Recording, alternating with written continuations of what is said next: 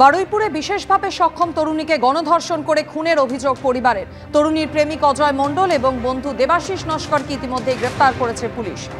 এই বিষয় নিয়ে আরো বিস্তারিত জানতে কথা বলে নেব। আমাদের সঙ্গে রয়েছেন প্রতিনিধি হিন্দোল দে। হিন্দোল, মৃতার পরিবারের ঠিক কি অভিযোগ এবং পুলিশি তদন্ত এই মুহূর্তে কোন পর্যায়ে?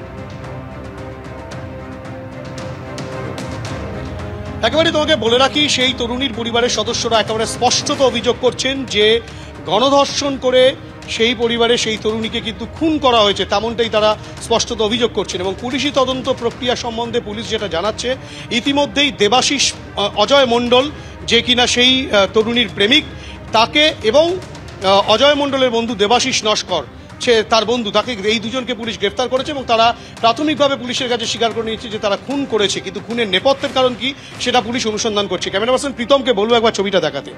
বাড়ি থেকে বেশ খানিকটা দূরে একেবারে করমচা বাগানের ভেতরে একটা ছোট্ট ডোবা রয়েছে, সেই পুকুরের মধ্যেই কিন্তু গতকাল সকাল 10টা নাগাদ এক তরুণীর দেহ ভাসতে দেখেন এলাকার মানুষজন। তৎক্ষণাৎ তারা বারুইপুর থানায় খবর দেন এবং বারুইপুর থানার পুলিশ এসে দেহ উদ্ধার করে এবং তার পরিবারের কাছে খবর যায়। পরিবারের সদস্যরা দেহ শনাক্ত করেন। গোটা ঘটনাটা কি হয়েছে চাক্ষুষ করেছেন যারা, তেমন একজন প্রত্যক্ষদর্শীর সাথে কথা বলবো। আপনারা কি দেখতে পেলেন, কি ঘটেছিল? আমরা দেখতে পেয়েছি বলতে, এপারে চাষিরা সব কাজে বাজে যায়, কাজে থেকে ফিরছিল, ফেরার পথে দেখলো যে এরকম একটা এখানে লাশ ভাসছে। দেখার পরে এখানটায় সবাই হইচই বাঁধিয়ে দেয়, যেতে এবার আস্তে আস্তে খবর চলে যায়, যেতে এবার থানায় ফোন করে, থানা থেকে অফিসার এসে লাশ তুলে নিয়ে চলে যায়। এখানেই পড়েছিল এটা করমচা বাগান? হ্যাঁ, এই আসা যাওয়া করে চারিদিকে সব করমচাই বাগান, এখানে শুধু বাগান আর বাগান। এই এখানেই পড়েছিল, সব কাজে বাজে যায়, রাতে বেতে কেউ এদিকে আসে না বলে মনে হয় আমার যতটা ধারণা। সুতরাং একেবারে এখানে কিন্তু মানুষজনের আসা যাওয়া খুব কম। যারা চাষের জন্য আসেন বা এখানকার যারা কর্মী তারা আসেন, তারাই কিন্তু গতকাল প্রথমে দেখতে পেরেছিলেন। এই গোটা ঘটনার নেপথ্যে কি কারণ রয়েছে? প্রেমের সম্পর্কের কোনো টানাপোড়েনের কারণে খুন, নাকি গণধর্ষণের পর প্রমাণ লোপাটের কারণে তাকে মেরে দেওয়া হয়েছে যাতে কারো নাম সে না বলতে পারে সেই তরুণীকে, সেই কারণ, নাকি এমন কোনো গোপন বিষয় সেই তরুণী জেনে গিয়েছিল সেই কারণে খুন? গোটা বিষয়টি খতিয়ে দেখা হচ্ছে এবং গণধর্ষণের যে অভিযোগ পরিবারের তরফে করা হচ্ছে, সেই অভিযোগ লিখিত আকারে দায়ের হয়নি বারুইপুর থানায়, তেমনটাই পুলিশ জানাচ্ছে। কিন্তু পুলিশ গোটা বিষয়টি খতিয়ে দেখছে আদৌ গণধর্ষণ হয়েছিল কিনা, কিভাবে খুন হয়েছিল, শ্বাসরোধ করে খুন না অন্যরকম কোনোভাবে খুন, গোটা বিষয়টি খতিয়ে দেখা হচ্ছে। ময়না তদন্তের রিপোর্ট হাতে আসার পর সঠিকভাবে তা জানা যাবে, তেমনটাই পুলিশের দাবি। ধন্যবাদ।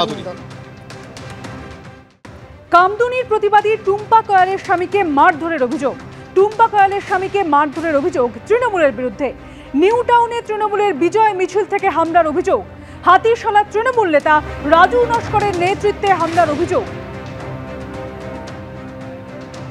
কামদুনির প্রতিবাদী টুম্পা কয়ালের স্বামীকে মারধরের অভিযোগ। টুম্পা কয়ালের স্বামীকে মারধরের অভিযোগ তৃণমূলের বিরুদ্ধে। নিউ টাউনে তৃণমূলের বিজয় মিছিল থেকে হামলার অভিযোগ। হাতিশালা তৃণমূল নেতা রাজু নস্করের নেতৃত্বে হামলার অভিযোগ।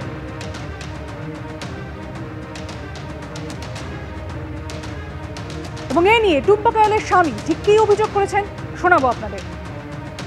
আমি বাড়ি থেকে খেয়ে এবার আমাদের ওখানে আর্ট কলেজ বলে একটা জায়গা আছে, ওখানে একটু বাইকের চাবিটা খুলে বসে একটা ফোন করছিলাম। রাজু বলে একজন আমাকে বেধড়ক বাধা বেঁধেছে। ওর সঙ্গে আমার কোনো ক্ষতি নেই। আমার সারা শরীরে ব্যথা, বুকে মেরেছে, হাতে মেরেছে, এখানে মেরেছে, ওখানে মেরেছে। আমি বলি মারছিস কেন? আরও মারছে।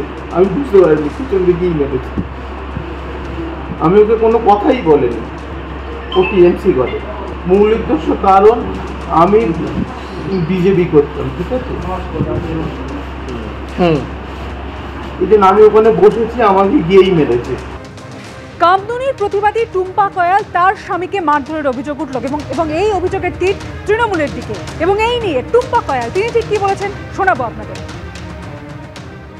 মার্ডার করার চেষ্টা করা হয়েছে অন্ধকারে। আজকে তাদের হাতেও তো প্রত্যেকের হাতে অস্ত্র শস্ত্র থাকতে পারে, অন্ধকারের জন্য দেখতে পাইনি। কারণ শুধুমাত্র আমাদের রাজ্যে পশ্চিমবঙ্গের বুকে প্রতিবাদ করাটাই আমাদের অপরাধ।